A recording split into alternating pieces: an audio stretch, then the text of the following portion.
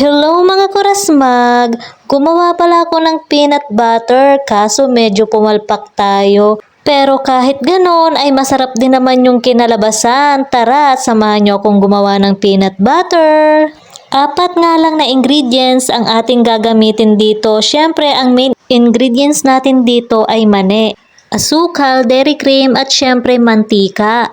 Una nga dyan mga guys ay nagpainit tayo ng mantika at saka natin inilagay itong mga mani and halu-haluin lang po natin yan hanggang sa maluto. Sabi nga ni Lola pagka ganito nga ang itsura niya ay pwede na nga iyon. Kaso nga hindi ko muna hinango. Ayun.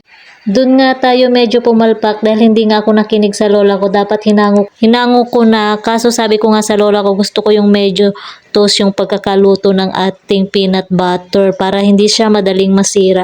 Kaso nga medyo na over yung pagluluto ko ng mani. Kaya ayun, medyo pumalpak ang ating peanut butter. Pero okay lang yan kasi una pa lang naman na paggagawa ko nito ng peanut butter. Sa susunod, mape-perfect ko na yan. Yung iba nga palang content creator na napapanood ko na gumagawa ng peanut butter, nilalagyan nila ng milk powder. So ako naman hindi ko na nga nilagyan ng milk powder para hindi siya mabilis masira. So, nasa inyo naman po yan mga guys kung gusto nyo lagyan ng milk powder.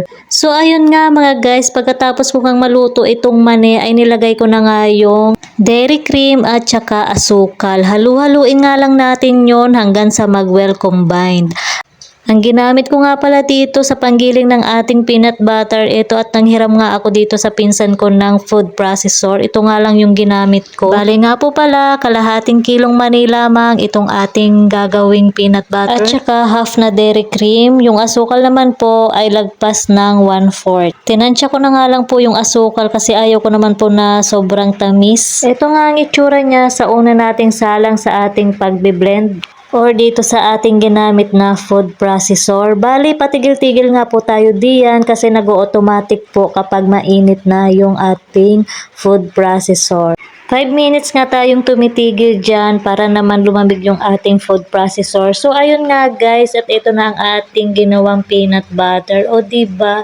Mukha naman talaga siyang peanut butter. Kaso nga lang, medyo dark talaga kasi nga medyo natutong yung ating peanut. At para nga matry ko na nga itong ginawa kong peanut butter, eto at kumuha na ako ng isang tasty at pinalaman ko na nga at tinikman ko at okay naman yung lasa, hindi naman siya mapait. Masarap siya at hindi siya masyadong matamis. Yun ang gusto ko, hindi siya masyadong matamis. Napakadali lang palang gumawa ng peanut butter kaya next time mape-perfect na natin ito. At pagkatapos nga inilagay ko na nga sa lalagyan at nakatatlong garapon nga tayo, may pasobra pa.